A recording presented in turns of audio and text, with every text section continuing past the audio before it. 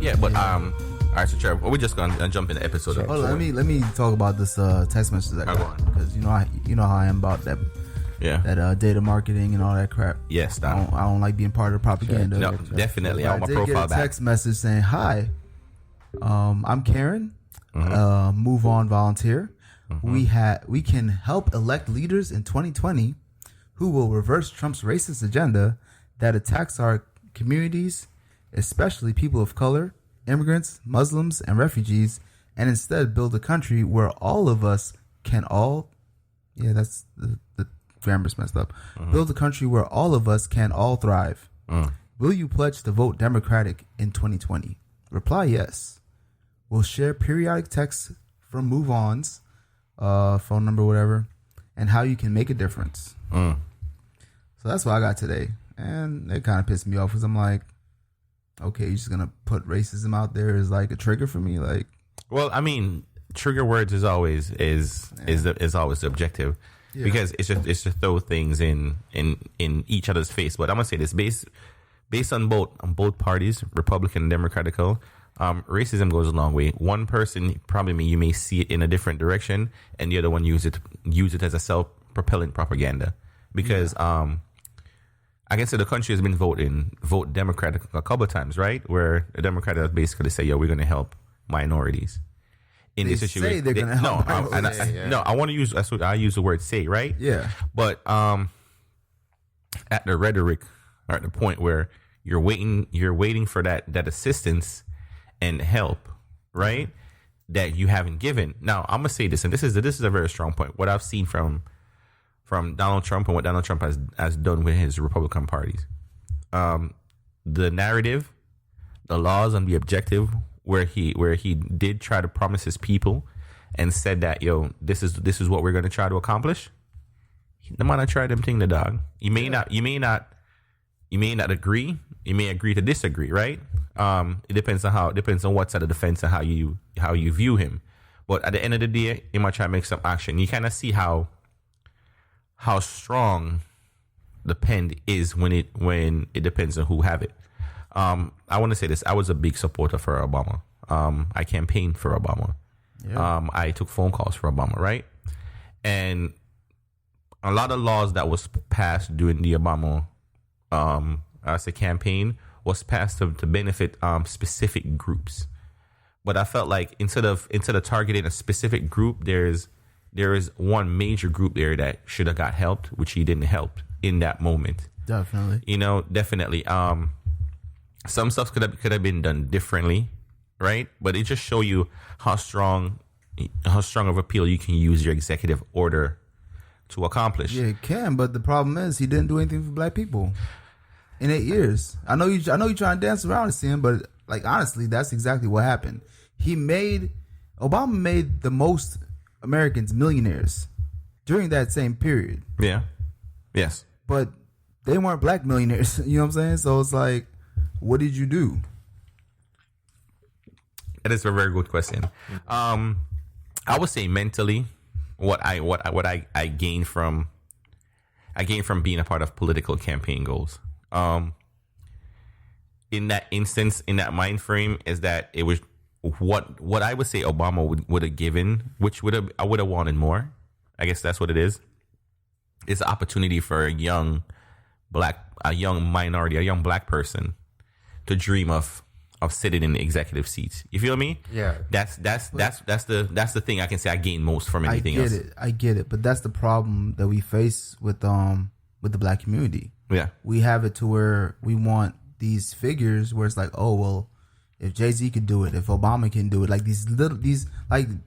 honestly, these are rarities. We're looking at the outliers and pointing to them for inspiration. That makes no sense. Yeah. You know what I mean? Like, it should be, hey, the average of black families should be corporate executives. Like, that's the goal to look at. Like, that's amazing. Yeah. We can't look and be like, all right, we got one person that's half black that's president of the United States that did nothing for black people. Like, that's nothing to look up at and be inspired about. It's not. Well, I'm gonna say this. I think how minorities or black people are spread out in the United States. Yeah. There's a lot of things that's not there to help guide in certain areas. I would say this, and you see this in a lot of Hispanic and white family. Yeah. They are very trade oriented or very degree oriented. In a lot of white family, you can see it, they will say like, Johnny, you're gonna have to go to college. You're gonna definitely, no matter what, get these 4 years done, right? Yeah. Mm-hmm. And the white communities has thrived in that for generations on trying to instill that background. Yeah. The Hispanic community is always trying to say the fact that you have to take over mommy and daddy's business. I realize, and that's from me living in Miami. Yeah. Right? Whatever we're doing, hey, Papi, what we doing, Papi? Look, one day you're going to run all of this. Yeah. What was happening, and this is going to go back to a conversation I listened to what T.I. had. I forgot what the lady's name is. Don't judge me. About what period America was great. And Killer Mike. Candace Owens and the Revolt Conference. The Revolt Conference, yeah. Right? That was an interesting discussion. Killer Mike said something that was very profound in that moment. There were areas and period where black people was great. We were great when we controlled the narrative. Yeah. When you control the workforce, when in school, your sons and daughters were learning how to be plumbers, learning how to be welders, we're learning how to be mechanics. Learn how to actually use trades you can actually use. You know what I mean? Yeah. And he was like, I want you to understand, a doctor, learning to become a doctor in those period was going down the trade path. It was just a different angle.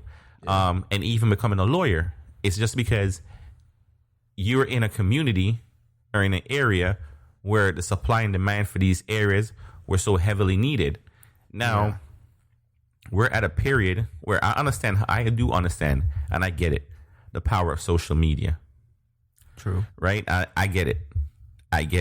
You feel me? You can go on Instagram, shorty, and throw and show I want to get it in percentile and show 95% of your body, right? Because when you cover this, the two top and bottom sections, the whole 95%, that's 95%. That's 5% left. You're really not showing, and be somewhat famous, right? But there's nothing that's teaching young black males and young black females nowadays how to be successful away from corporate, right? Very true. And how to become an independent business owner. Mm-hmm. And the problem with that is that you have, you know what I'm saying, not to bash the previous generation that came before us, but you had a lot of adults stepping you and saying, hey, finish school, go to college, get a good job, retire.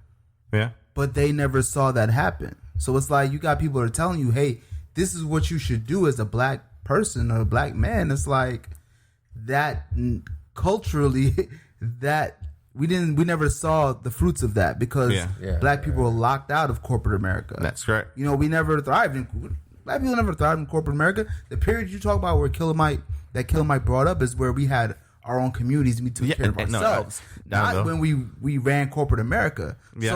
So the previous generations telling us, hey, you need to go into this field that we've never been into, but they know that Caucasians have thrived in. Mm-hmm. Yeah. But we need you to do the same thing the Caucasians have done to be successful. And it doesn't make sense because we're not afforded the same opportunities. We don't have the same experience. We don't have the lineage. None of that. Well, David, you know something crazy. What you said, Killer Mike said, is when we had our own communities. You know the funny thing is, we still have our own communities. I'm gonna throw South Miami for an example. Okay. You have Little Haiti. Yeah. You got Little Havana. Yeah. You feel what I'm saying? Then you got Miami Gardens. Yeah. Right. Fort Lauderdale. Yeah. Right. Lauderdale. Sunrise. And it's kind of Hispanic now. It's but Trev, what the point I was trying to get across, Davil, when we started identifying it, is that what the Jews, and I'm saying the Jewish people, and as very learned and very profound to understand, And what a lot of Hispanics have come to understand is how whenever no matter how small of a community that they're a part of, they've learned to work together. All right, I'm gonna give you the big example. Do you know what I don't want to say nationality or what race? Do you know what community actually dominates South Beach? Oh, I already know. What? Jewish. Yes. Yeah. And it shows you what they do inside of their community. Now we're gonna go into the Kendall area. Yeah. A lot of the Miami Gardens area was very Hispanic. Mm-hmm. You see what their community looks like. Going to the Walmart, yeah. All right, you see what the community looks like. A lot of Cubans, right? Well, it's not even Cubans. It's just there's a certain way they treat their community. Now, I want to say this, and this sounds bad. Yeah. When you go into a lot of our black communities, Yeah. it looks run down. But there's a reason behind that, though. No, go on, Avil. So, those black communities, do those people own those houses or rent? Most likely he's renting. Okay. Well, no, most likely it's rent. Statistically, when you're renting a house, you're not going to take care of it the same way you do when you own the house. So that's just like basic facts. And then on top of that, you're limited on as far as the zoning that you're in, you're limited on resources, and that goes back to your local politics. Yeah. The school zone that you're in. Yeah, that all has an effect on what's going on. Yeah. Community. You know what I mean? Your own community. Yeah. Your leadership and all right, for example, if what you're doing, what you do inside of your community. When you go into downtown Miami, Yeah. a lot of the Jewish people own those facilities out there, right? Yeah. You will come to realize everything that they need within their community, you can find in a specific area. And I'm gonna use the keyword you can find in specific area. Yeah. If you're gonna look for kosher stuff, their community for you to find that is good. If you go into the Hispanic community, they have a very, very strong identifying area where they can find their products. Yep. That they're made. For example, we're gonna say who owns El Presidente. You know what I mean? I'm just throwing that one out to you. El Presidente is a grocery store down south that a lot of Hispanics go to. Mm-hmm. That's who owns it. Who owns it? You know what I'm saying? It's a Hispanic community. Exactly. Right? Hispanic owns it. Hispanic. Yeah. Exactly. Hispanic owns it. And that's the thing. You have these black communities where black people who don't own the homes. That's correct. They don't own the businesses, but they all use it. Yeah. So as soon as you get that check, that's below average in pay. Statistically, we know that. Yes. That's not a guess. And you spend it immediately outside of your community. Yeah. It's gone. No, that is correct. And then on top of that, what are you getting back for it? Low quality food. You pay taxes. You got low quality schooling. Low quality service. Like, well, basically, and so that's, to me, that's one of the biggest issues that's not being fixed in our communities. And I mean individually, because I can say this in our community and where we all are, we try to be involved some form or shape. I mean, I try to do my things with my kids more than anything else because it's where my kids are involved. Yeah. But to the retrospect, we don't have our black leaders, or even the ones that we try to say we put in power, who's really here for the black community. And to be honest, like our area is just weird. Like it's different. It is because it's such a. It's very. First of all, it's very diverse. Yes, it is. And then as far as our area here now, here. Oh, okay. And then also like the black population itself is diverse. Mm-hmm. Yeah. So it's hard to kind of like zone in and see like where the problem areas are. You know what I mean? Like we know there's like the hood, but. Is it really the hood? No, exactly. Like it's just where a lot of black people live. Well, in that area, but I would say this based on where we're located, you will find predominantly more black people in one specific area or one culture more to this area. Not to give out our identifying names of our area. But just to cut you off real quick. Are you good? That's gonna change. You know that, right? Yes. Like gentrification is about to hit us heavy. We can't avoid it. This is because it's where we live. We actually where we live. You would understand that a lot of these ideas and thoughts are produced first. Yeah, I mean it's when you look at it, it's like It's like Silicon Valley and Oakland, but on a smaller scale. Mm-hmm. Because first of all, there's no bridge separating us. Mm. You know, Silicon Valley and Oakland, you have the Golden Gate Bridge that immediately just that's great for gentrification because like, yo, whatever's on this side of the bridge, yo, Yeah. you gonna throw the money in, and that over there, like that's your problem. That's you know our what I mean? problem. Yeah. But we don't have that separation. I mean, of course, we have like communities like Vieira that kind of put those gates up and like, this is us, you know. They're not welcome. Yeah, and you, of course, you have Beachside that separates us, but at the same time, it's not that They bad. don't really got much over there. But they're definitely gonna move those people out Yeah. I mean, somewhere. they're gonna, because what it is, it's time to upgrade the property value. But I want to say this. I mean, but that's the problem with when you're renting, it's not an upgrade. You're getting priced out. That's what's happening. yeah, but I'm not talking in the rent aspect because when you to change the property value is to move everybody out of the area, destroy those homes, and rebuild new homes there, right? That actually has greater value, in the sense that based on renting, as we talk about Danville, renting has taken away a lot of ownership. I think in the era where black people were successful, black people wasn't renting. Everything we have, it was more owned. Exactly. And you see that when on a lot of those good days, and I want to use the term very good days, it was Big Mama and Grandpa house. Yeah. Nobody could come and take it away from you. Yeah, yeah. But that's the thing. I follow Killer Mike. He's really good. You know, very eloquent speaker. He brings the facts and data back of what he's saying. He just doesn't talk. He talked about the street that his barbershop is on in Atlanta. He said he was talking to like some business guy, whatever. The business guy was telling him that the entire street was black owned businesses. And he's like, and the guys tell him like these people didn't get, they didn't get their stuff stolen from them. They sold to white people. That's correct. They sold it and it's like, hey, we gonna cash out on this. And that's what happened to a lot of these prominent, black business people and black millionaires. To be honest, there were black millionaires back in that time period. And they kind of just said, hey, I'm good, you know what I mean? And then moved on. And it took a lot away from the community because what it didn't hurt is the art or the factor of generational wealth. Exactly. Taking away generational wealth is a lot because you take generational wealth away for a quick buck is one thing. A lot of people don't understand the value of $10 million right now and $100 million in a longer period of time.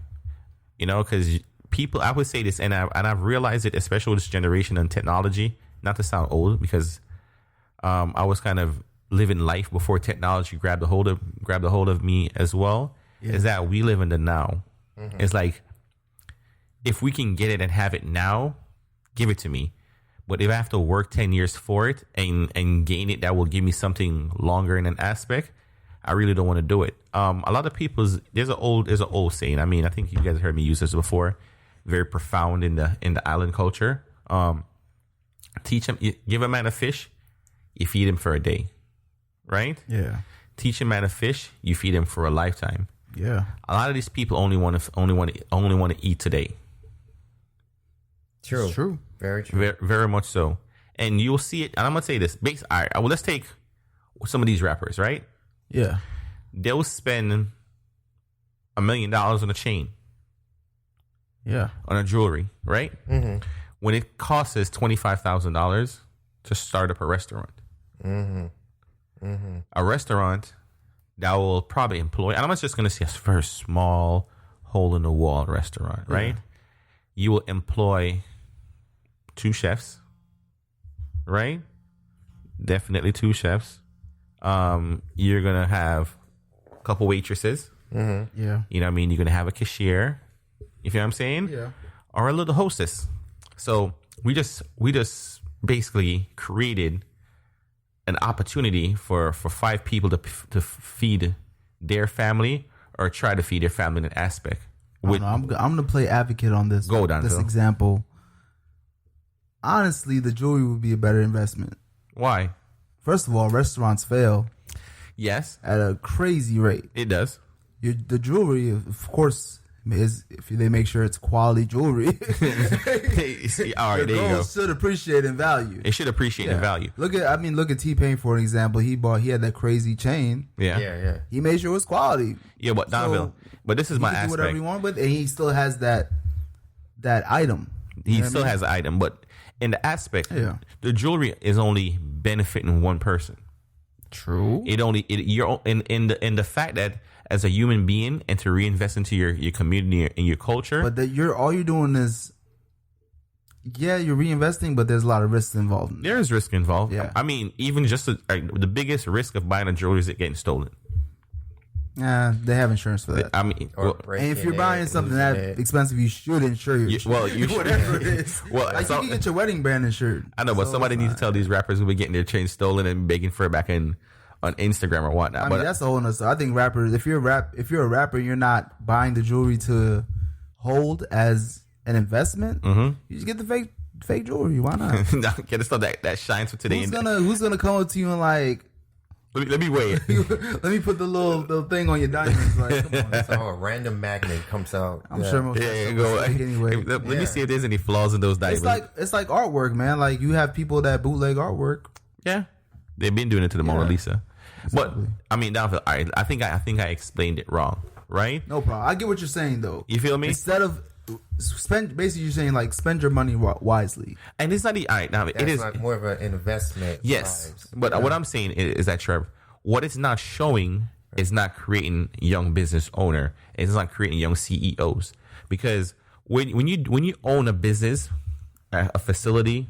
All right, and it doesn't. I use a restaurant as an example. Yeah. Okay. What you're eventually going to create is a young manager, a young business owner, not even a young CEO who will run your business, who will probably have a business degree, and forefront an organization. Now you can own a chain organization that's something to grow. Instead of you invest into one thing that only benefits you, it's like you have the fountain. You're telling this to a rapper. No, I mean, no offense to rappers. There are rappers that are educated. Well, no, it's not just rappers, because we still have black wealthy black people in the world who's not doing this. They're not saying they're not doing what the rappers doing, but they, instead of reinvesting back and help to create generational wealth and learn how to make money fold in our community and strengthen, because at that point when the money starts strengthening your community, Donville, you can pay your chef $23-24 an hour. Yeah, I'm just going to give an example. You feel what I'm saying? Okay. I'm just using the restaurant. You can pay him the amount of money he technically deserves, where he can retire, and that's within his community. What's going on is, in our community, no one can work one job in a household anymore and technically sustain. And I would like to say this: I still see white family doing it.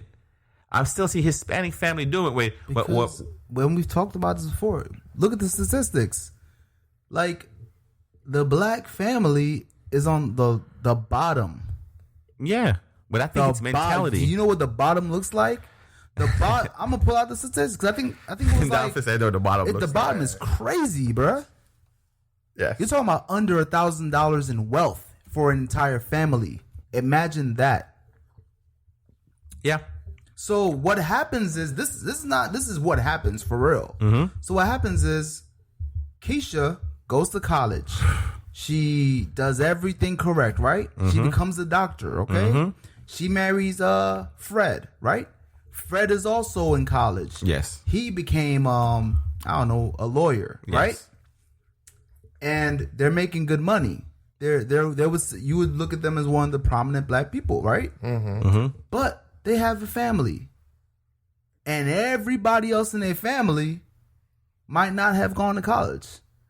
Might be renting. Might be one of those people that have under $1,000 in wealth. Mm-hmm. So when they have an issue, guess who they coming to? Keisha and Fred. Yeah. And Keisha and Fred, instead of investing, they gotta be like, hey, I gotta give you a handout because I'm trying to help you out. So they become that person that the family's gotta suck dry. Yeah, but you see, on the other side, a white family, you have multiple sources. Mm-hmm. People that are doing okay on average. Yeah. Mm-hmm.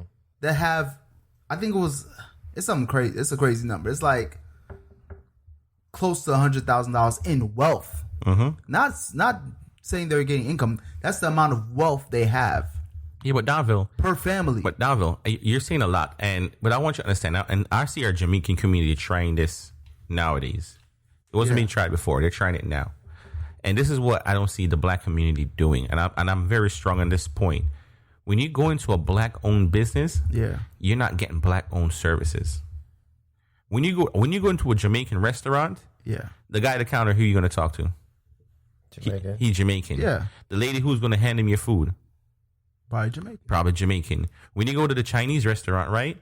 The person who greets you at the counter, Chinese. Yeah. The person who come and asks if you want water to drink, Chinese. The person who's cooking in the back, when you look in the back, Chinese. The money is starting to be folded in those communities in different area. And this is why these families are, and I'm going to say in our island community now, I'm happy because I wasn't seeing it for quite some period of time. Yeah. I'm seeing it more now. I mean, he passed away. I forgot his name now. God rest his soul. And his restaurants, his chain of restaurants. I know you're talking about the beef patty guy. Yeah, him. Charlie? No, it wasn't. What's the name of the beef patty? Oh crap! Yeah, he started in Brooklyn. Yeah, I feel bad because you feel what I'm saying. Yeah, but look at him who opened up, who took, and I don't remember his name, but I remember the story. Oh yeah, I remember too. You feel what I'm saying about how the thing got started. But it's the fact that you're finding there being ways for the money to be folded in the community. Yeah, and at this point, you can see all the communities having a start with the idea, but the black people ain't doing it. You're not hear what I'm saying, Cien. There is no money in the black community. Donville, you can't say that. No, there's data behind this. Cien. Yeah, but that's what I'm trying to tell you. Like, hold on. Just because we're Caribbean, right? Yes. West Indies. Yeah. Because of that. First of all, to even get into the United States, you have to have some source of money. You got to do something. Like, for real. Yes. Let's be honest. Yes. Our parents, grandparents, whatever, had to have some source of money to even get here. Yeah. Because everyone that doesn't have money is still back in the islands. Yeah. In our situation, we're not the aristocrats. Well, Donville. I can't say that. Time has changed with that conversation, though. But that's specific. Okay? That was back in the day. Yes. I'm talking about us. Yes. Right here. Yes. We're not aristocrats in Jamaica. No, that's true. Like, we're like poor people, middle class. Came up from farmers, seamstress, laborers. Yes. Yeah. That's our grandparents. That's true. Correct me if I'm wrong. No, that's true. So our grandparents, they hustled, they did what they could, they owned their property and everything, and they passed on to our parents. They hustled, did what they could, and was able to come to America with some money to start a better life. Yeah. Black people in America started at zero, and they're still here. It's not like they're... Donville, I hear what you're saying, and I'm not saying the statistic and analyzation is wrong. The point that I'm trying to get to is that as black people, when they become business owner, right? Yeah. In this country, at this moment, you go inside of their facilities, it's not being run by black people. That's the point I'm trying to get. It's being run by people. I want not just to say white people. You feel what I'm saying? It's being run from other people's community, right? But their own. It's not, the money's not being folded. It's not being spent. Are you talking about, like, as far as like black businesses? So I'm gonna say this. Hold on, let me finish. Black businesses finding that they need to have a white face. Yes. To make that's the whole misnomer. That's not true. No. I'm not saying it's a problem. No, it is a problem. Yeah. But the narrative, that's the reason why I use the island restaurants, the Chinese restaurants, the Spanish restaurants, because regardless of how bad their business is doing, right? Yeah. Or how businesses fail, when you go into their facilities, right, Donville? Yeah. You're seeing where the money is folded. You see you see that there goes an island lady. She owns a restaurant. There you see her money's being folded because she's reinvesting back into the island chef, right? Into the island people. Then you may find that in Fort Lauderdale, we go to the Jamaican. I'm not gonna say the Jamaican flea market, but in the flea market down there in Fort Lauderdale, well, it's practically filled with Jamaican people, right? We go there and spend and buy our shoes, our Clarks, our stuff. That's where we go. That's where a lot of island people spend their clothing money. Depends on what they're looking for. I mean, online has changed, and you may find different brands. For example, when the Bob Marley brand was taking heed, and I was in Miami and I couldn't make it to Fort Lauderdale. Yep. I used to find myself shopping online just for Bob Marley stuff because I'm like, I'm reinvesting back into the Jamaican environment, the Jamaican business.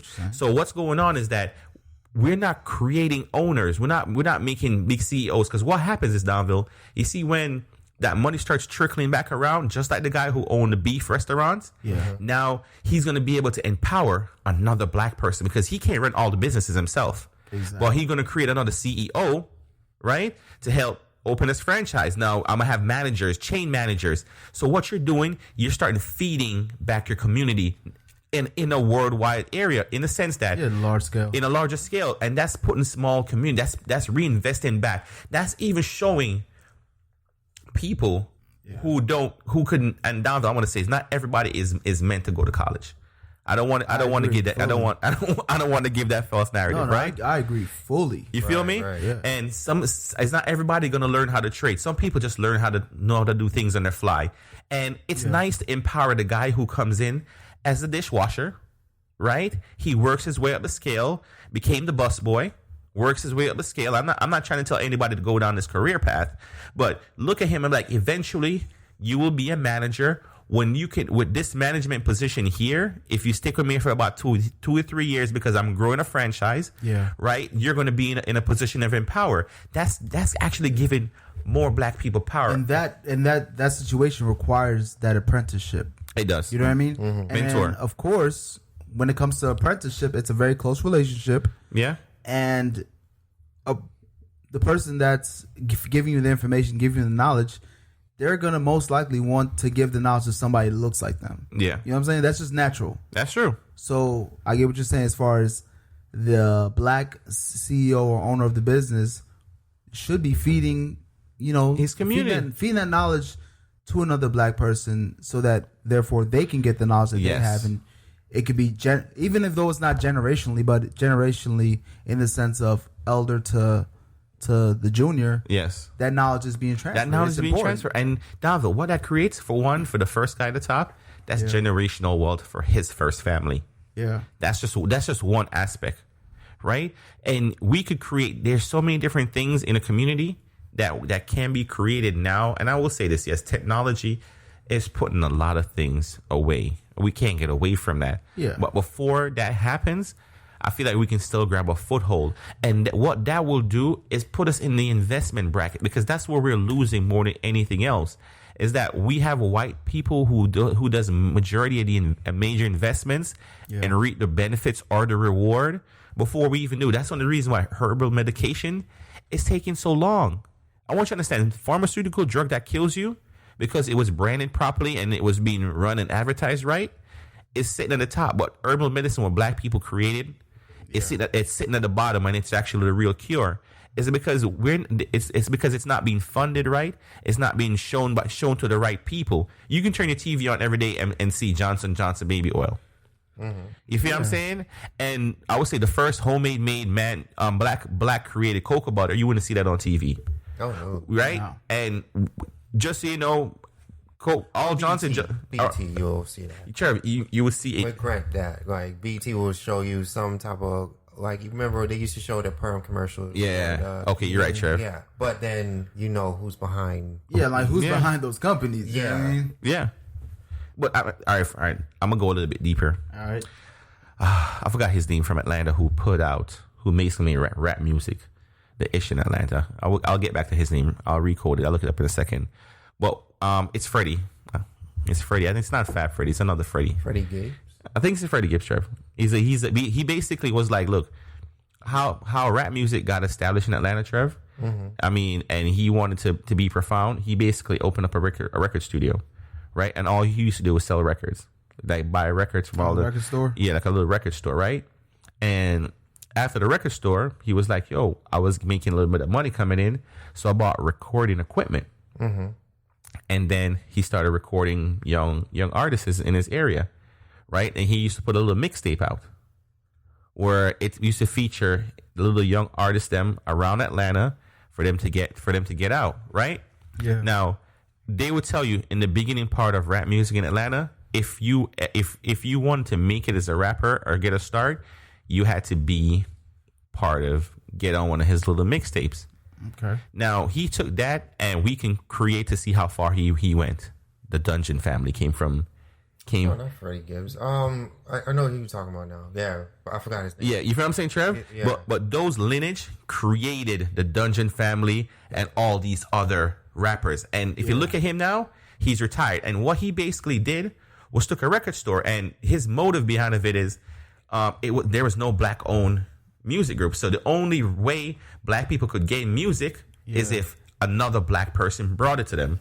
Right. The black music used to only be on in Atlanta Saturday night for 1 hour. They'll play rap music. So if you didn't turn your radio on in that 1 hour period, right, Donville, you wouldn't even get it. But what he did, and guys, I got this information from watching the Netflix documentary on the hip hop. Just so anybody want to go look and see how it came about, right? Yeah. And what he basically said is that because there was nobody else that was putting out black people music, he was like, well, I'm going to do it. And he created millionaires. Yeah. Not just one, a lot. Because he was going to tell you, during that grace period, the only way you would get known is because someone believed in the culture enough to take a stand. And my question is, and this is for everybody, especially any black person listening to our podcast, right? Yeah. Or any leaders in your area.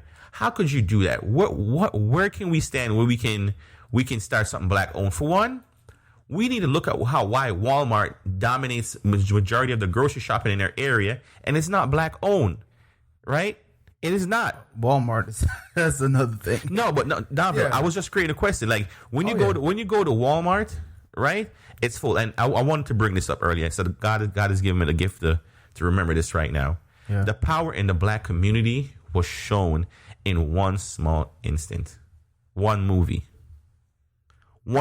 kind of showed how much power we have as a black community if we decide to support each other. Which one are you talking about? Black Panther. Yeah. I just want to use it. When black people came together, it was like, you know what, guys? We're going to support Black Panther. Look at the narrative and what it did. We showed the power. We put power on it. So why it takes so much negative, right? Yeah. For us to find the initiative to positivity, right? I want you to understand, white people is not in gangs killing each other on a daily. Even when they're in their biker gangs, they go out and get drunk with each other. Mm-hmm. From different chapters. What chapter are you from? On my part, I'd be like, I'm reading a book. You chapter 1, 2, 3, 4, 5. But they're all getting drunk together, right? Yeah. Yo, in black communities, when we have gangs, Crips and Blood ain't getting drunk together. Well, I mean, I'm just using the example. You feel what I'm saying? I get what you're saying, but that statistics off because people kill who they're around. I mean, well, you know, liquor a bit. Like they don't go look at like, oh, I would kill some Mexicans today. Like, nah, it's just kill each other. You have issues and quarrels, and then you decide to take it to another level. I don't know, man. I've seen some stuff taken to the next level. I think the internet's been unforgiving for the last. Wait, what Max the question? Just how long has 6ix9ine trial started? Wait, there's a trial? Yeah. So okay, it's not his trial. Remember though, it's the guys that kidnapped him. Yeah, they're on trial. Yeah, he's just the federal employee. Yeah, he's trying to get a letter. Yo, he's trying to get fetched. I ain't gonna lie. Yo, I'm gonna keep it real. We're not gonna sit on 6ix9ine too long, guys. But I'm gonna tell you what's going on with that, man. Oh, okay. So I guess let's do a rundown how 6ix9ine Daniel Hernandez gets started. All right. Daniel Hernandez was working in a grocery store. No, it was a deli. He's a deli. See, down here, you've watching it. He was slicing that meat. Was slicing that meat. Pause. All right, whatever store he was working at. You feel me? He was working a store. I mean, one of these producer type guys came up to him and looked at him. I guess I'm not sure if he had a swag because I never seen him by then. Right? Looked at him. Was like, picture. He was wearing regular clothes. Yeah, he didn't even look. Yeah, he didn't have hair. He was like regular. You see what I'm saying? It's like some kid from just like, hey. You look. Can you rap? No, I think he was I think what happened was he was messing around rapping and singing whatever, and it's like, yo, you should rap. Yeah, he asked me. And it wasn't. Yeah. It was like what is it? Eastern European that told him this, not like a black person. It was like an Eastern European was like, yo, you should rap. Yeah, but from what I'm happy you clarified that because I guess I understand it different. I knew it was it was a gang member. This guy who was a blood, who was in the store, who heard him and told him that he could rap. But at that moment, homie wasn't repping Pyru. At that moment, he was just like, yo, hit me up if you're into rap music, right? All right. You look like you could rap. You know, you're right, because he was rapping inside of the store, but he was rapping his own stuff. He was just singing along what was going on. I think was on the radio. So basically, he hit up the guy, and the guy was like, hey, you know what I mean, come out to the studio. Let me see. Let's record you to see what you got. So he said he's there recording, and he was looking for a formula. Okay. Right? He was looking for a formula that would work, and he didn't know what to do. He realized that gang music was kind of, you know what I mean, making a wave. Basically. Oh yeah, definitely. You know, it's a definite. So what he basically shot a video, and he took a bunch of Bloods. Yeah. And put him in the video, because in the video he wasn't repping the Bloods. He was wearing green. He had a little red bandana every now and then. Yeah, I heard he paid those people. He paid. Actually, the same producer guy, he's the one who got all the Bloods, those guys, to be in the video. So yes, he did pay them. After he did it and shot the video, he saw the success. You know what I mean? He started creating a wave. Yeah. That's how he ended up being shotty. So he basically told him like, yo, he see that this is working. You know what I mean? He wants to replicate it and see if they get the same success, which he did. And I'm not going to go down the track list, guys. If you want, go dig that information up. We're just trying to get to the meat of the issue. At that point, you know what I mean, he saw that it worked. He put his second video out, so the gang thing was working. How a lot of the stuff started in the song, basically, he called it a lot of people name, guys. Especially in the music industry. Red, Casanova. Yeah. Cardi B, Jim Jones. You know, he sang on people names saying that they're part of the gang. I understand the whole Trippie Redd part. Casanova part, I didn't understand why it was so important for him to call Casanova name. Well, he remembered that he had that altercation with Casanova where he at the Barclay where he did fire shot. Yeah, someone shot it and something happened. Now I'm gonna show you how publicity stunt. Shots were fired. Shots were fired. But I'm gonna show you how publicity stunt works. Yeah. All the artists that was involved in this situation is all signed to the same label. Mm-hmm. Right? Really? Yeah. Trippie Redd is basically running with it's signed with the same label, so is Casanova. Are they all Atlantic? What about Cardi B's definitely Atlantic. Yeah, she's Atlantic. Jim Jones is he was Def Jam. He was. I don't know if he signed. I think he's not signed right now, but his last deal was with Atlantic.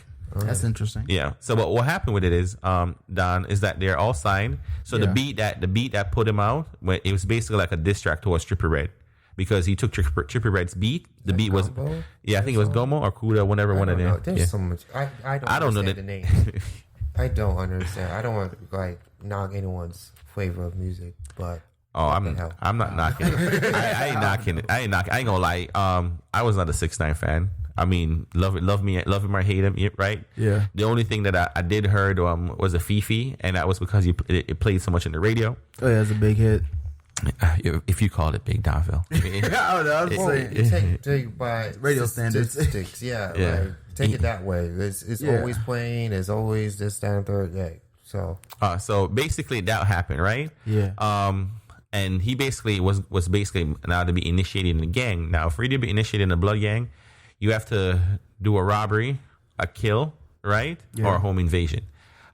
He didn't have to technically do any of that because he came in as an artist, and the two songs actually took off so good. So he did the Soulja Boy deal? Yeah, he did the Soulja Boy deal. He did the Soulja Boy deal. So how much you gotta pay? Okay.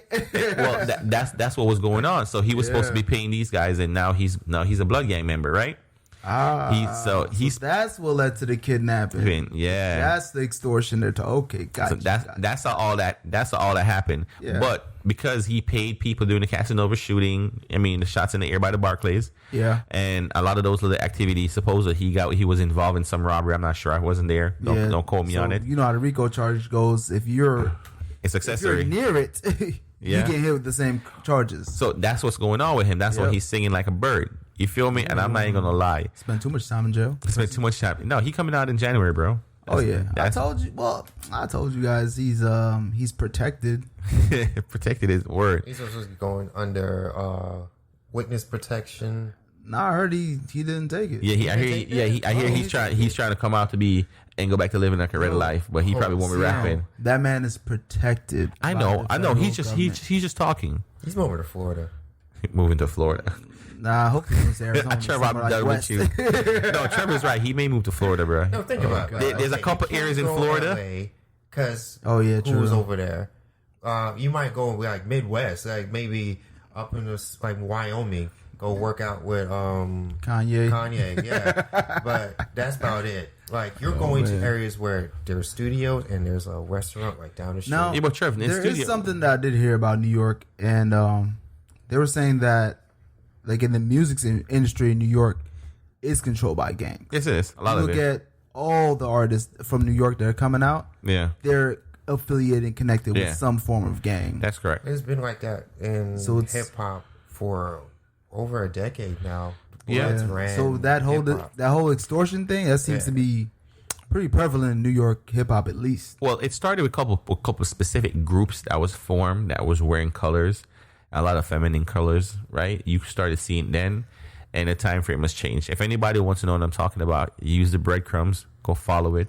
It may lead you to you get enough clues. You good? Yeah, you know what I'm saying?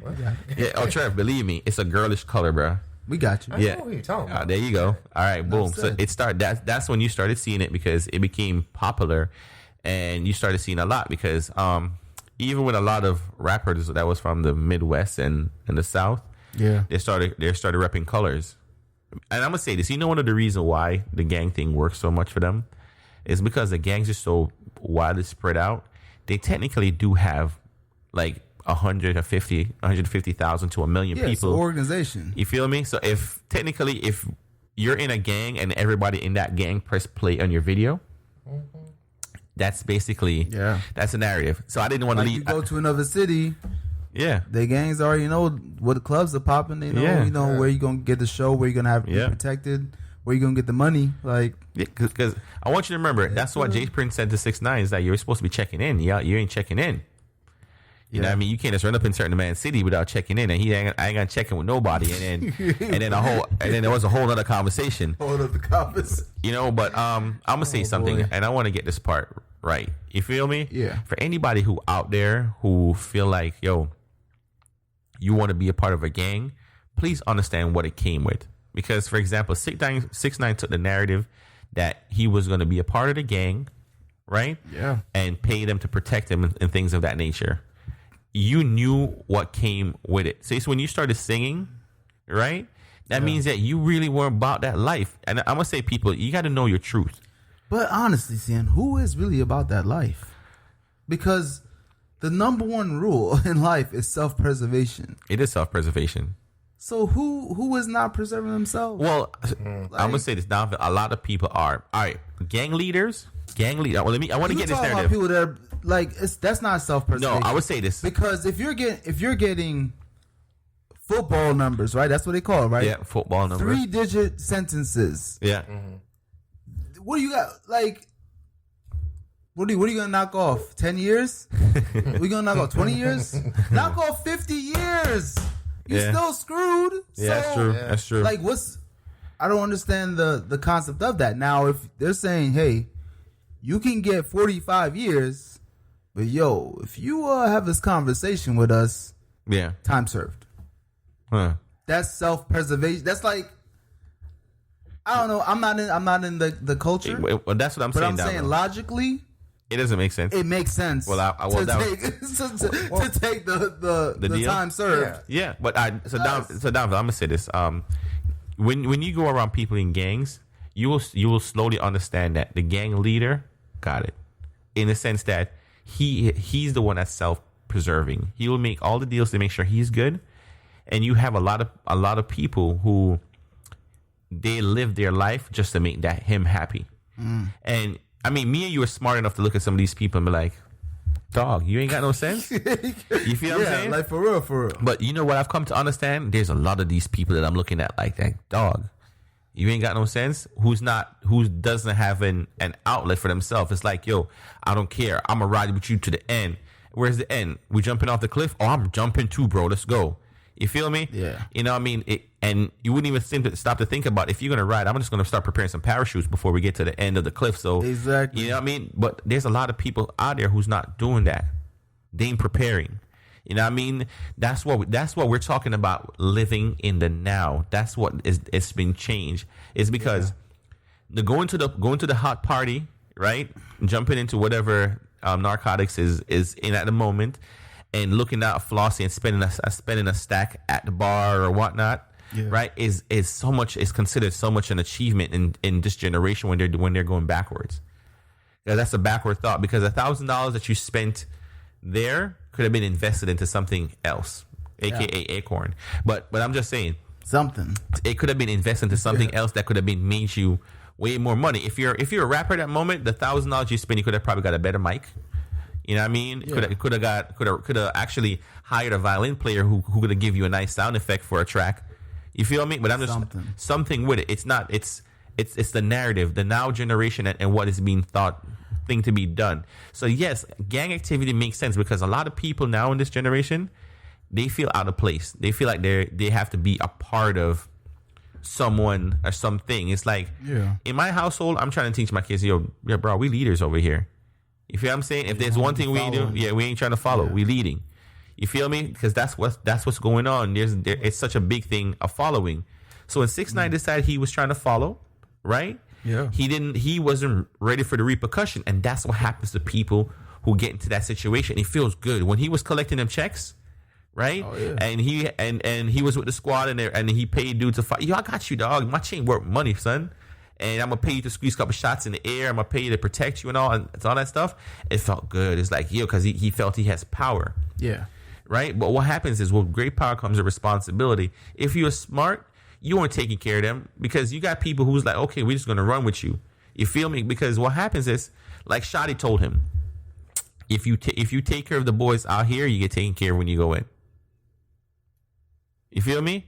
Take care of the boys out here. When you get inside, you be good. You ain't got nothing to worry about. Hold on, I'm laughing because I'm like, you feel me? In my mind, I would be like, yo, we going where? Like, nah, I ain't going nowhere with you. Like, you feel me? Like, no. When you was talking, I'm just thinking, okay, let me try look at the gang life in a different aspect. Mm-hmm. What if they use gang life as more of an access to corporate organization? Which I think Trev, you are so powerful with that one. There's a lot of rappers and groups that has used gang life as keys to get into the corporate organizations out pieces there. Of it. Like, okay, there's ones that using games as, okay, that's family, but that kind of family leads to death and whatever, right? Yeah. But there's been people that we known for years has used the accesses and the connection of Bloods and Crips and whatever. Who you talking about, like Snoop Dogg? No, well, I mean, no, Trevor's saying something very profound, because if you look at Wayne.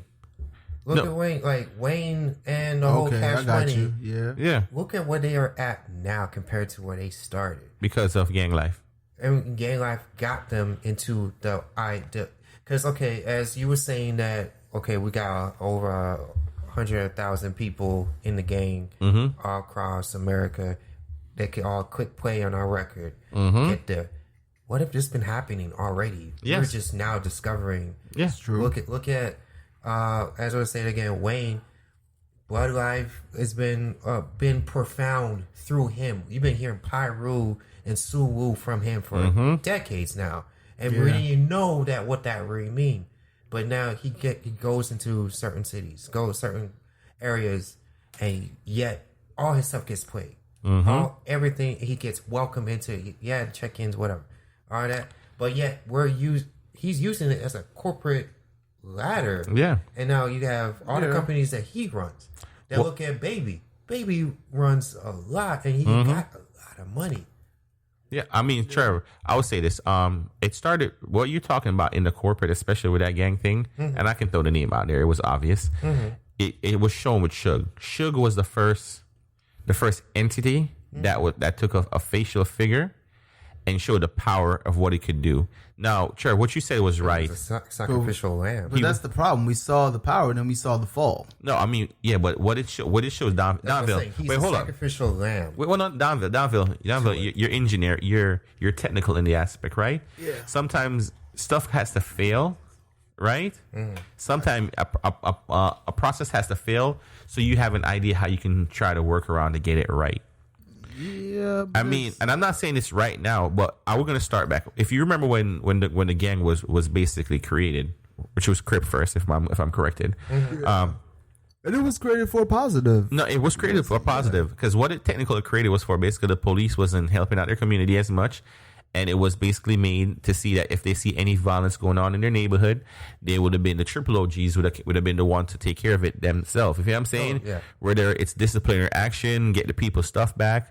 And then Bloods came in, which has made somebody form their own crew, trying to do the same thing. And they had a little, mishaps, and it just led to what it led to.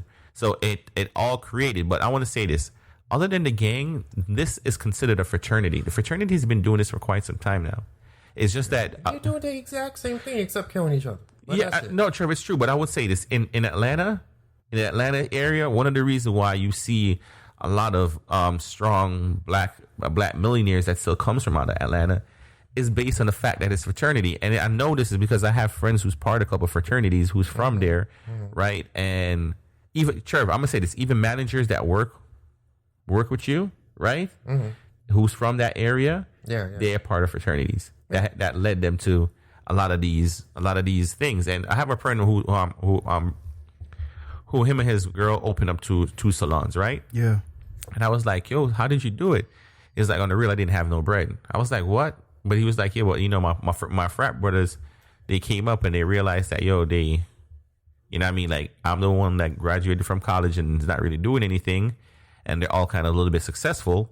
Yeah. So if there's one thing in my part when we got my frat boys is that no man get left behind. So they basically took the idea and invested and created the two business for me and my girl. And that's how we can survive because they're part of corporate America. Now they own like 4 businesses and it's like we're helping each other. You feel me? And it was like, that's a brotherhood that they formed. And I'm looking at it and I'm like, you see what I'm saying? We have it right in some areas. It's just that that's not what is being shown. You see that little conversation when I got from Drop, right? Because you now know his name. But from what I got from Drop, it's like, his frat boys got it.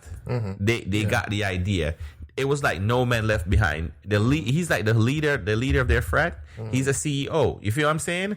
So it was more like the organization. It was more like the frat boys before him. It created that organization. It's like a ladder. It's like when you come out, and the homie's a lawyer. The head. He's got connections in the corporate America. Like, yo, I can get you a job here. You feel what I'm saying? All right. Yeah, because like Donville, he said when homie left college, he didn't have to intern for a law firm. Yeah. He left college and went straight to a $100,000 paycheck. Yeah. Like, got my degree. What you doing? I said, right there, guy. We're going to pay you. You learn. And then eventually he was like, yo, I already had passed the bar. He got his degree. So it was more like, do I need clients now? And I know homie's been working there for about 12 years now. So I'm not even going to show. If he starts at 100 stack then, let's not think about at a 12-year period what he's making now. You know what I mean? Yeah. Based on clients and stuff like that. And it was just so profound to understand that's what they did for each other. Yeah. You know, and I'm like, yo, like, I'm not going to lie. If I would have probably joined a fraternity, it'd been a whole other conversation because I never really understand the whole thought of brotherhood, right? Yeah. And it's because these are things that's not being taught and not being emphasized in a certain community. Now, what he did, it was taught wrong. Yeah. And Trev, what he did is that he basically went away on a football scholarship. And in there, he was like, oh, there are more people like me and they just want to stay together. And they're like, yeah, come join this frat. And I remember when he told me he was going to join a frat, I was like, bro, I don't like those stuff. You feel what I'm saying? And he was like, bro, like I'm up here by myself. Yeah. I just want to be around a group of people who's about similar, what I'm. Yeah. And like-minded. Look at him now. Like-minded. Y'all describing Bloods. Yeah, no, but you're really describing. But Trevor, you get what I'm saying? It's a fraternity. Remember, this whole gang thing started with black people. Yeah, started with Italians and Irish, like in New York. You know what I'm saying? Like, they mimic them. Blacks, blacks, the extortion, all that. Like, Come on. I think we're seeing a lot of the bads because not every blood is part of the same blood.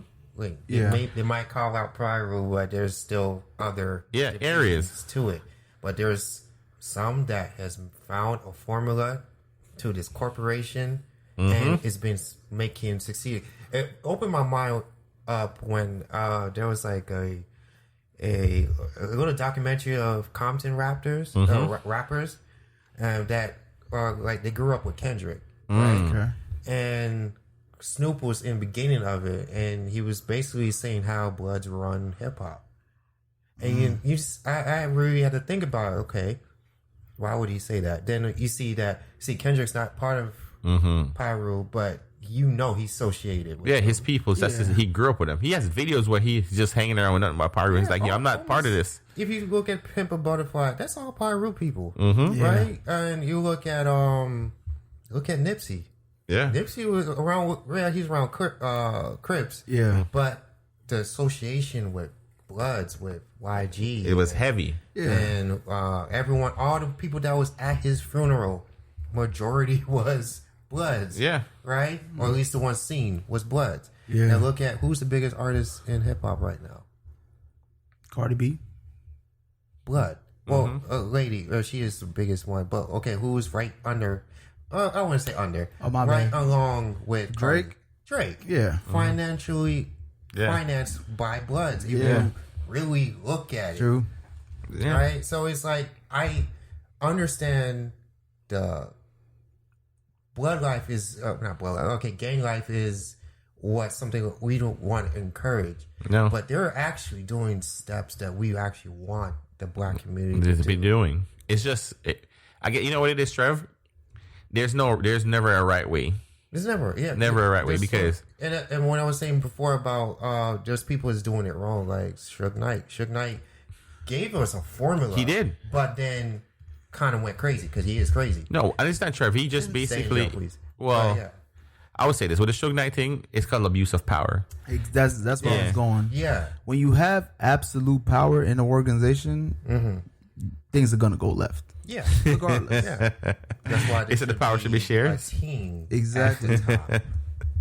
Well, sorry, Trevor. I mean, you're right because what it does, it gives you one narrative. Yeah. It's not an open mind. I mean, I guess that's the reason why government needs to have stuff like Congress. Yeah. Right. Where instead of something just get put in place, it can get debated on to see why it should work or should not work. So I definitely understand, but I would say this: even an organizational side of it, 6ix9ine should have took some idea to understand what he signed up for. Yeah, seemed like I say like that set was trying to mimic what was being successful in other set. Yeah, because they're thinking, we could get him a rapper, we just give him some finance, he could do his videos, he could do his recordings.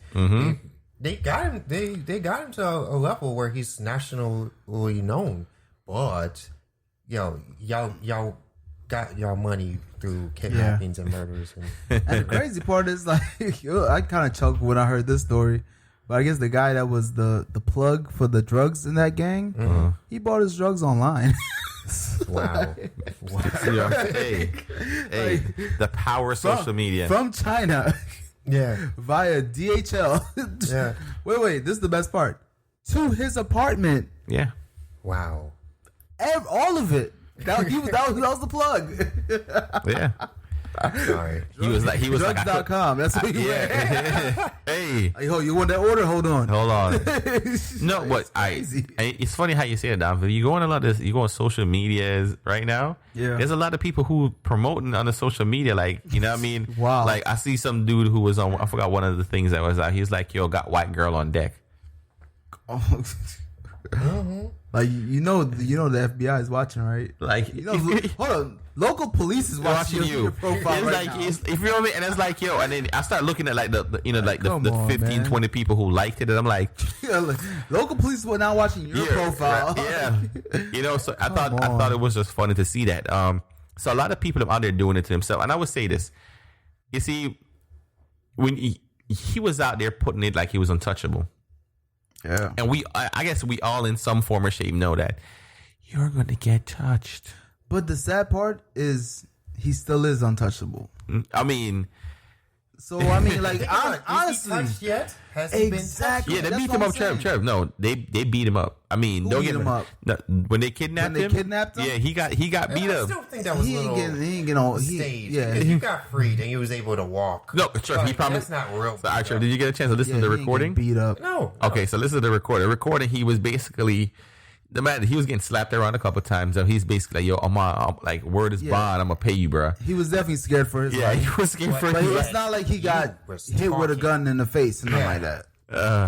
Yeah, true. Yeah. Yo, I ain't going to lie. I got to shout out to the driver who's getting his immigration status updated because he's snitching. The driver is crazy. My dude is like, yo, look, I need my stuff being fixed, Poppy. Did you see the video of the kidnapping? Yes. Yo, how you get a video in surround sound? That's what I want to know. From your car. Like, you got the FBI hookup. Like, we wiring this whole thing. Yo, no, and I'm going to tell you, at that point, I was like, yo, the driver has been working with, it's been informing. My man's on payroll. Like, yo, you can make it surround sound? Yeah. 7.1. Like, no, for real. Yo, the driver been snitching. I feel like the driver was the one was like, yo, who set him up was like, yo, dog, I'm going to keep it real. Like, if you talk now, if you snitch now, dog, I got you. The whole family. Yeah, because I want you to understand. Right after the video happened, Donville, right after he got the kidnapping, he went on social media like a gangster. It was like, yo, I ain't part of Bloods no more. I'm firing. I'm firing everybody. He went to the Breakfast Club, started talking like greasy, like, yo, I ain't do nothing with nobody, blase. Because that's when I realized he was already a federal informant. Because he came on. I told y'all when that happened. I was like, yo, it was like, he's gonna be okay. He's gonna be all right. Yes. And nobody's seen him in jail, so you don't even know where he's not. I don't think he's locked up is in a safe house. When that whole Breakfast Club thing happened after that, watch all the videos after the kidnapping. My man, he ain't got no regular security around him. He's got like federal agents around him protecting him. Yeah. Watch the videos. He had that one video where he's like sitting in the middle doing some crazy stuff, and like everybody's back is behind him, all around him. Yeah. Look at those people in that video. They have badges on. Displaying badges on. Homie was already. Security doesn't do that. What? Come on, man. I mean, I don't know. Me, son of dad. I guess Snitch Night Daddy was a rat. So that means he's a mouse. So, well, hey, honestly, the conversation I've been seeing is that, you know, people asking like, oh, is he gonna still be okay in music? I think he's gonna be all right. No, I mean, he's gonna be fine. But he's gonna come out. People gonna eat it up. I'm gonna say this. Now, guilty pleasure. The things I love the most about the 6ix9ine situations are the meme. I saw a couple of them. Donville. What was the one I saw? He's like, I know who. Dang, crap.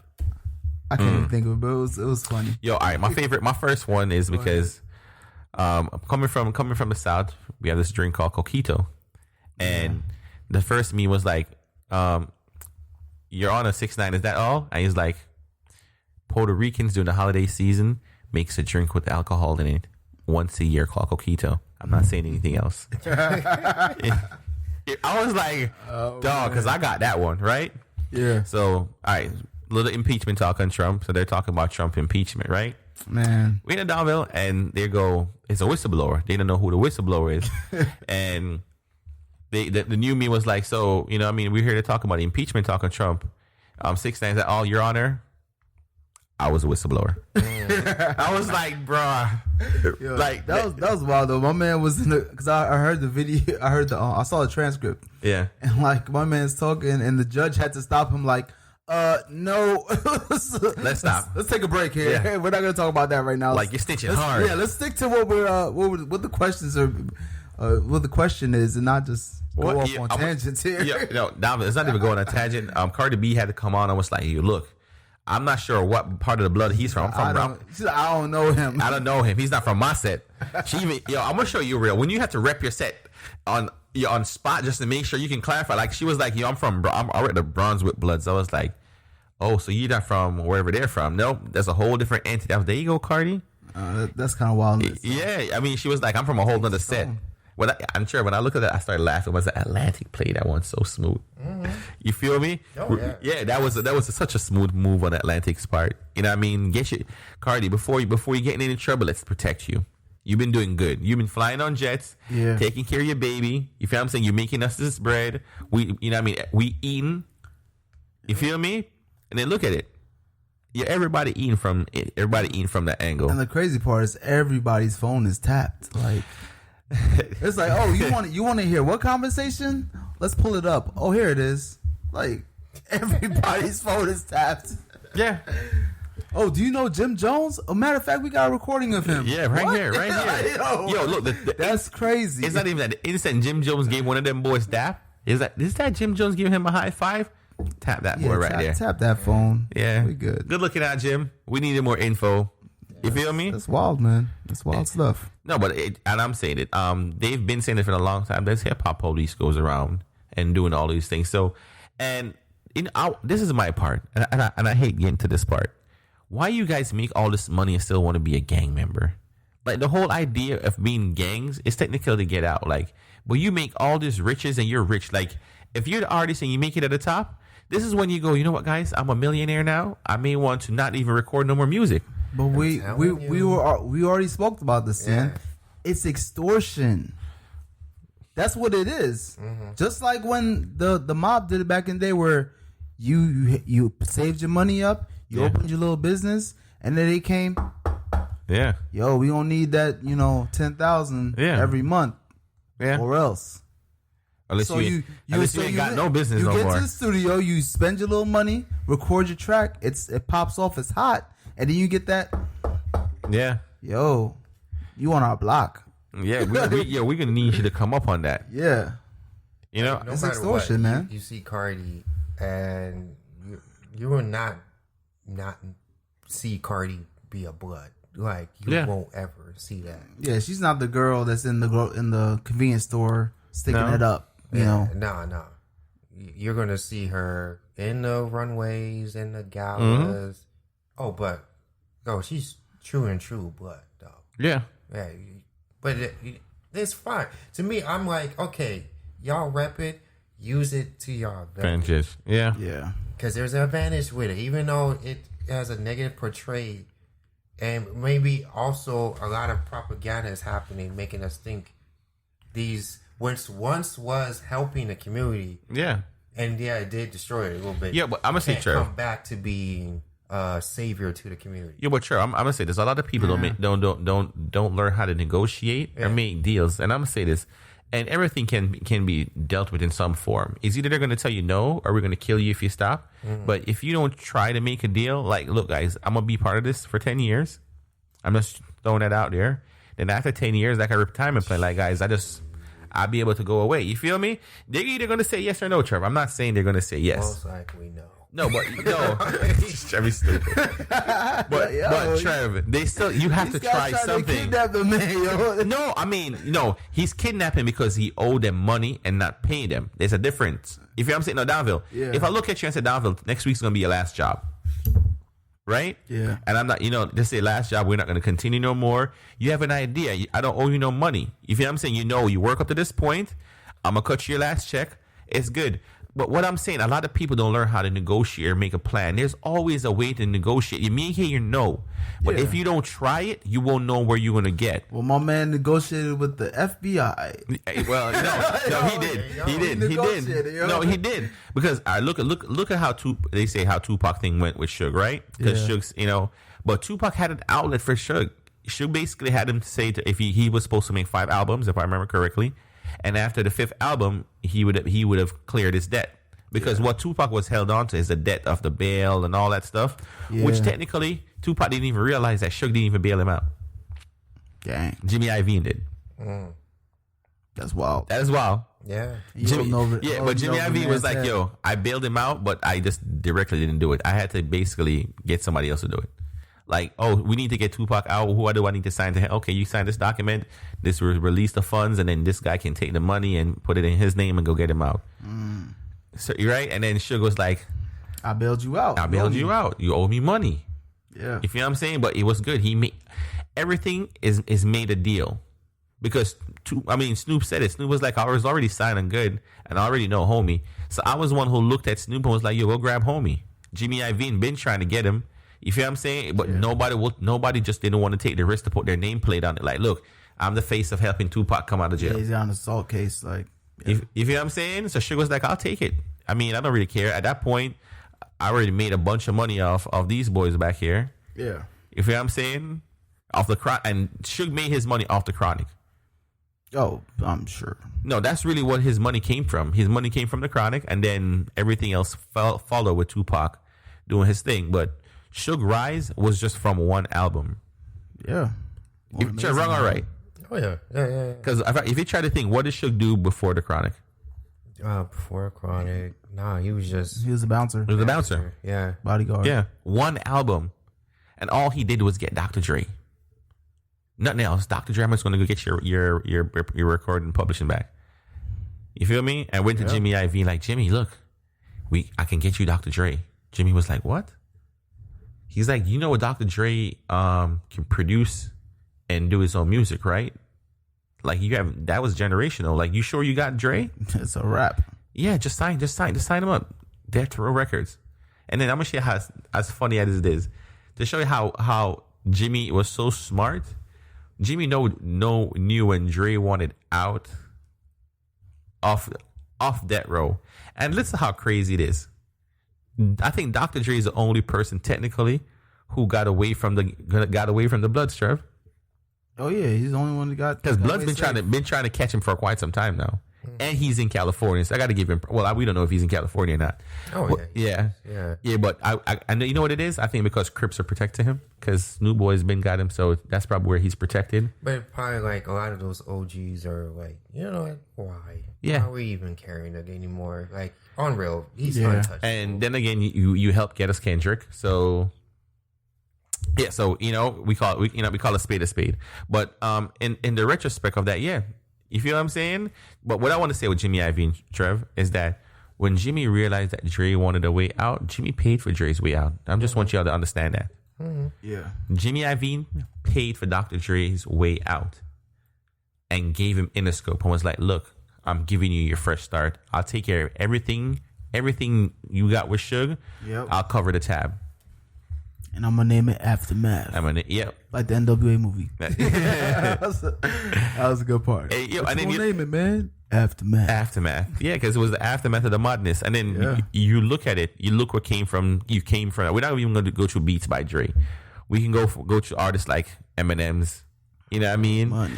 Yeah, I mean, and there's other artists from Eminem's, but we can just start there. 50 Cent. Money. Well, you can't, because we have to start even before 50. Oh yeah. Because I would say this. No Doubt was. No Doubt was part of Interscope. Dre, but Dre did, because that was the first project that Jimmy Iovine had him work on when he left.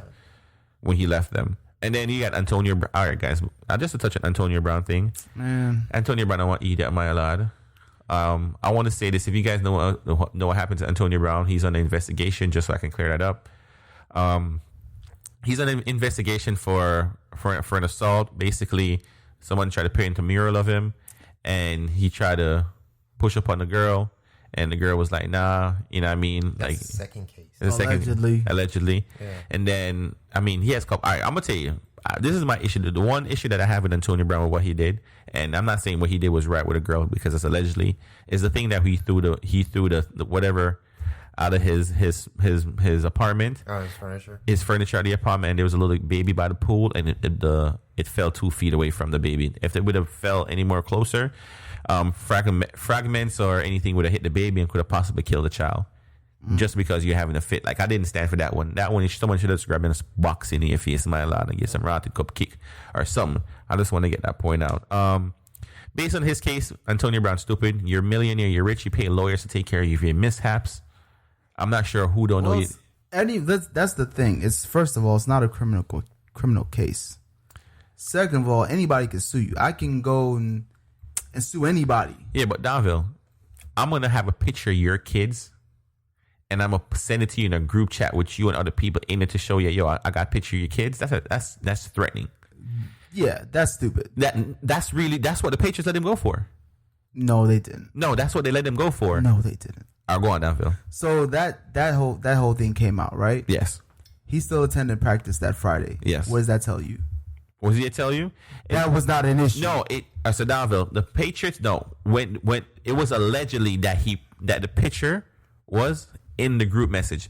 What the Patriots did when the Patriots found out, right? Because this is what the Patriots, he was already being charged, right? Being sued by the lady. Not being charged, guys. Yes, he's being sued. Charged means that you're gonna face criminal charges. All right. This is a civil suit. It's a civil suit. Being sued, and he could have beat it. All right. So what happens is he did all of that, and the Patriots knew of these allegations. Yeah.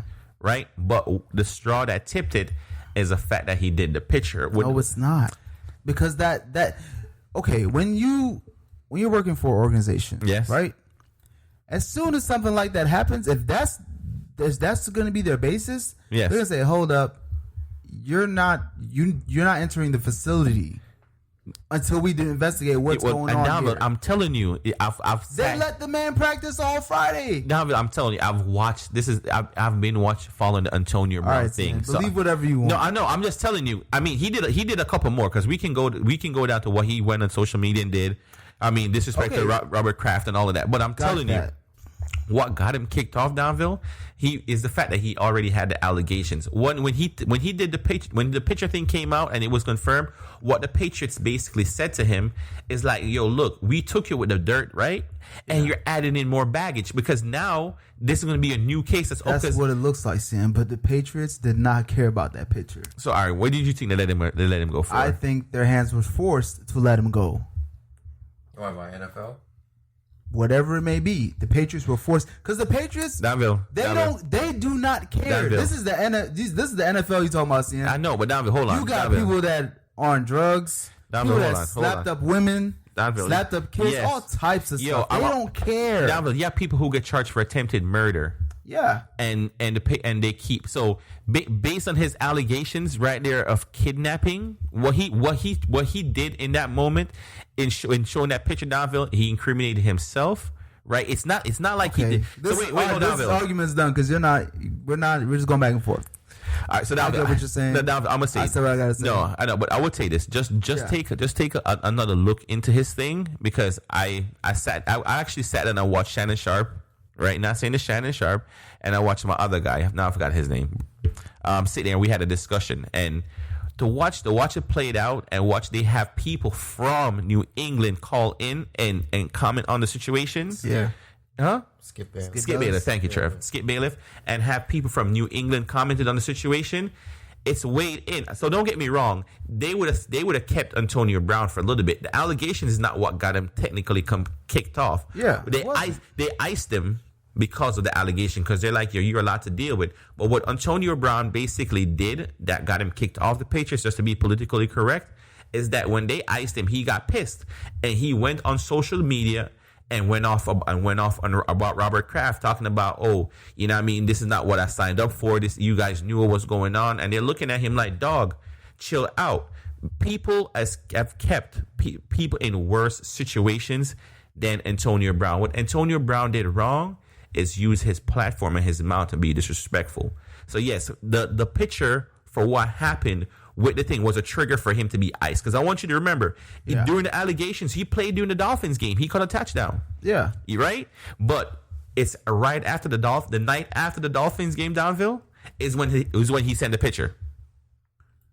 You feel me? Like I said, so then the group thing come out. All right, see, and let's move on to something else, because like I said, we agree to disagree. You believe the picture, it was what led to this. I believe the Patriots didn't care. It is what it is. Well, that's true. At the end of the day, it doesn't benefit. That's true. That's true. But I wanted to clear that, because that's technically been going on. I got you. All right, Sheriff, how are we looking over here? Yeah, we're good. Are we good? Man, want to get into the DJ Envy thing, because I think that was interesting. That was interesting. Yeah, man. Let's get into that. Because we're running. So, let's see. All right, I got some time left. All right, Dava, can you please cover the Envy thing? Man, all right. So I was ear hustling on So DJ Envy, he does a lot of like real estate investments. He's getting into that heavy. I think he bought like 100 properties in the last year. Yes. So he's definitely trying to get into a little bit more heavy with this guy Caesar, which he owns like 900 something properties like across the United States. Something crazy. And they were on a Breakfast Club talking about, purchasing real estate and investing in real estate. and just giving people different information as far as learning about credit, learning about loans, all types of information. I just thought it was very beneficial because it's in the Black community itself, it's a huge accomplishment to own a home, and it's a huge process to go through. So I think the more information that's out there is like the easier it is. And I mean, for me myself, when I was purchasing my home, like luckily we had a Black mortgage broker that actually knew, like, personally, and I was able to like call him. Like I was calling like every single day trying to get information because, dude, like honestly, it's scary. Like, when you're applying for like $100,000+ loan, and they go through all your financial information. They go through your bank statements for the past, I think it's the past year in bank statements, past year in your checks. You have like every single account on your credit report. You have to like literally provide a description on what you're doing to pay that off and how you're managing it. Like every single account, like just it's crazy. It's a very intense process. Yeah. So yeah, they were talking about like FHA loans. That's some good information there because like when I got into it, I had no idea there was even different types of loans. The amount of like the down payment you could put down on a home to get a loan, your PMI, all these things are things you got to know. But yeah, I thought it was very beneficial. I feel like I'm just talking to y'all. Yeah, we go. No, I mean, but all right, so now this is the thing about owning a home that was so very profound. Is that people didn't know the options they have, right? Exactly. That's, and I'm gonna say this. When we were talking about earlier about what's going on in the Black community, is that there's not enough educators, right? Giving the information and how you can make this step.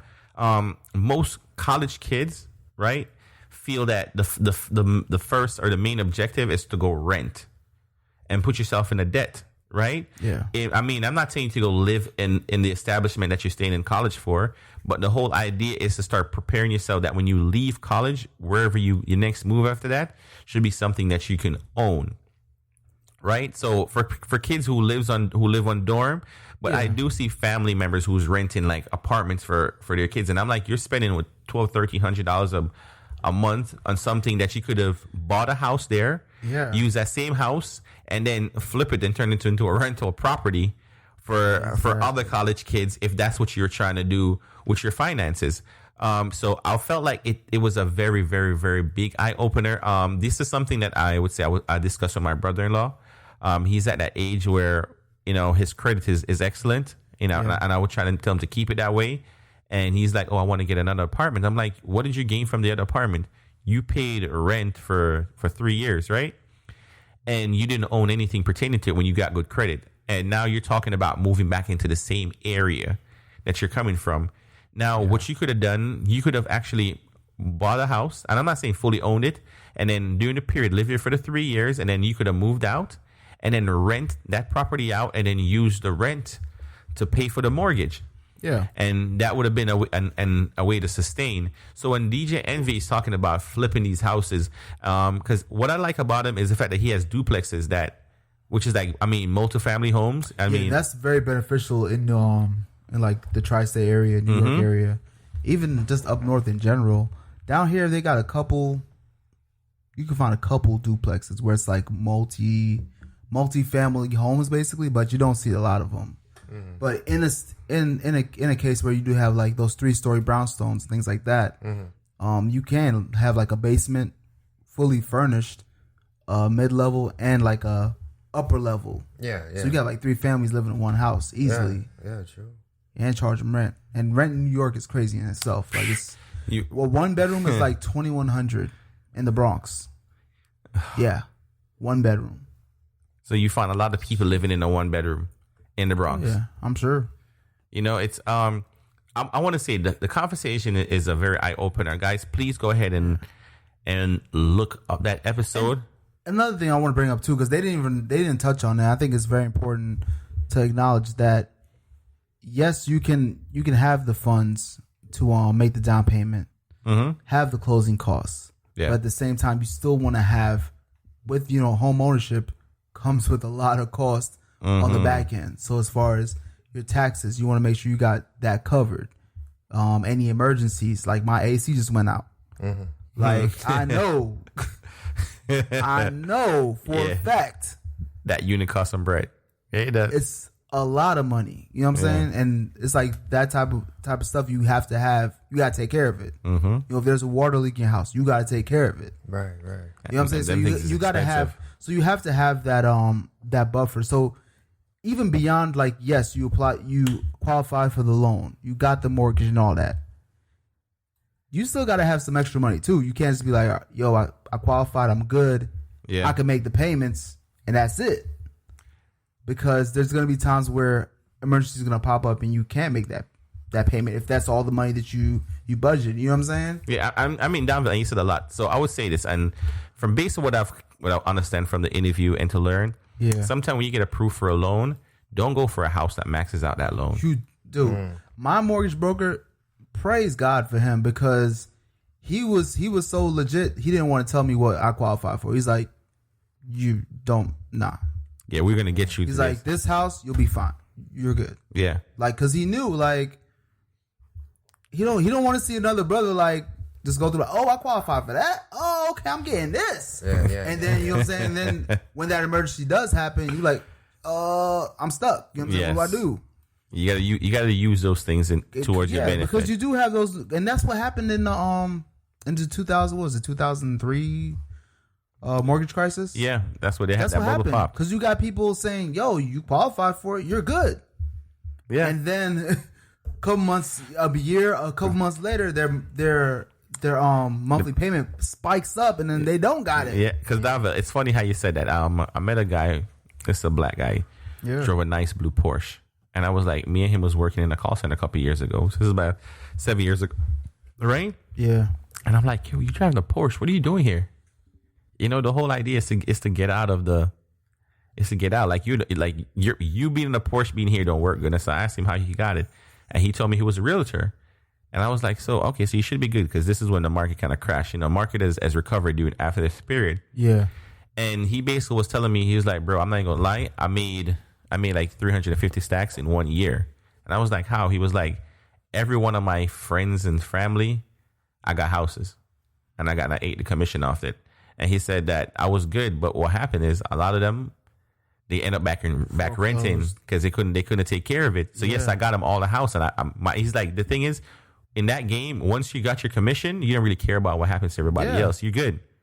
You feel me? Exactly. So he was, you know, he financially wise, he basically was good, and he was like, yo, like a lot of people around me fail, but that's what brought me to Porsche, and I was like that's what you guys do. You feel me? So for you to talk about it, understand about taking a max out loan, because a lot of these people we're seeing, you know, they're getting approved for a $200,000 loan. Yeah, and their houses that they want was $180K. You know, you got to remember too, like when they present this to you, they're like, okay, well, you qualify for $300,000, right? Mm-hmm. And your monthly payment on that mortgage is going to be, I don't want to bring the calculator. Let's say $100,000. Just to make math simple, right? Mm-hmm. Let's say your monthly payment would be like, what is it, like probably $400 maybe on a $100,000 loan for 30 years. Yeah, just guessing. Mm-hmm. Let's say it's $400, right? They show you that, I'm like, oh yeah, it's $400. Oh, I can do that. It's a deal, right? Yeah, but you gotta remember PMI. Like PMI is was it mortgage mortgage insurance, and if you get an FHA loan, you have to pay that PMI. It's a percentage of your mortgage that you pay added on every month. Just because you're getting an FHA loan. Yeah. Because you pay, with the FHA loan, you pay like 3.5% instead of with a traditional conventional loan where you pay 20%. So you pay 3.5% down. You're able to qualify for loan. You get the money in. But you also got to pay that PMI. Then also you have your taxes. That's included in your monthly payment because you do it through what's called an escrow account. Mm-hmm. So that account needs to be funded. That's part of your closing costs. So when you purchase the home, you know, you have your closing, whatever. You got your the title companies there in the state of Florida, the person that you're buying from, and you're there, and your realtor and your mortgage broker. Everyone's there at the table signing mad papers. So Why did I even say that? Yeah, okay. At your closing, aside from you signing papers, you have to have a check certified, ready to go, saying, "This is my my down payment, and my closing costs. It's all there," and you hand that check over. So, and that check helps fund that escrow account. So, you're still making. You just funded an account, right, to pay taxes. Yes. And insurance, and on top of that, you gotta get homeowners insurance too. Yeah, that's gonna cost. I mean, you have to get that before you even close. You have to you have to apply for it. And it's like basically they start with $400, and then when you leave there, you probably at $12. Easily. Mm-hmm. So yeah, you just use road check to fund that account for like a year or whatever, and then on top of that, you're making payments to continually fund that account because. The escrow ain't gonna be like, yo, we want a zero balance. No, they want to make sure money's in there just in case, because taxes got to get paid. Mm-hmm. Insurance has to get paid regardless. So they want to make sure that money's there. So I say that to say all this. Say all this to say this. It's the cost of home ownership. It's higher than a lot of people think it is. Yeah. It is higher. And though there are benefits to having home ownership, I would say don't get into it until you are fully ready. That means having a secure job, being balanced in life. Yeah. You gotta be balanced. And that's part of the whole credit thing that you go through. That's part of the 30-day process of them going through your bank statements, going through your job. And you know, I've heard stories of people, you know, borrowing some money from someone else to put in their bank account to kind of show like, yo, hey, I got the money. Yeah. Please don't do that. Please don't do that. You know what I'm saying? Do not get into a home until you are fully ready. Please. Because me personally, just getting that AC fix was stressful. Yeah. And I got it. Yeah, and it was stressful. Did you install it already? Yeah, it's installed. Come on now. That's what I'm saying. Like things like that. Like, because it's not just buying a unit. Like you're just gonna sit in your home and like sweat it out. Yeah. Sweat it out. That's crazy. Yeah, because Don, I remember installing one of them units, both sides, from the unit inside and the one of the generators and stuff outside. So it's not as easy. And if we had to pay for that labor. Oh, I installed myself. I'm just saying, Davil. No, we did it ourselves as well. But I'm just saying for the person, because there's a lot of people who pays for that. Especially, I'm gonna say this for a woman, a single mom, who doesn't know anything like that. People take advantage of them, dude, for things of that nature. Let's put it this way: anytime I tell somebody like how much I paid, they say, "Wow, you got a really good deal." Yeah, because I paid $7,000. Yeah. I was like. You could have paid me that amount and I get it inside your house and had some benefit. $7,000 because they're probably paying for installation as well. And this is not something. This is like emergency. Like, yo, my AC went out. Yeah, I got to pay $7,000. Who do you know that? Like, that's what I'm saying. You can't jump into it like. Well, David, I know you, dog. So that's where that changes. Let me stop messing with you. No, I'm fortunate to have a secure job history where. It's okay. You know what I'm saying? Yeah. No, but that's a definite. But that's the whole idea, and that's the plan. I mean, I guess Danville. I guess this brings me to my positive thought. Yeah. Guys, I want to say this: the narrative of life is important. Structure is key. You know, we in the journey of life, I feel like sometimes we get missing, and we don't get to hold on to what's important. But if we take our time to study, learn, and get to the part that we need to get to, in a sense that DJ Envy talked about, I would say more opportunities in honing a household. Killer Mike talked about the opportunities of shopping within your community. I feel like if we all take the time to reevaluate and see what the structure of life is, we can get these things fixed. One Pot Podcast. Peace. Ratchet note.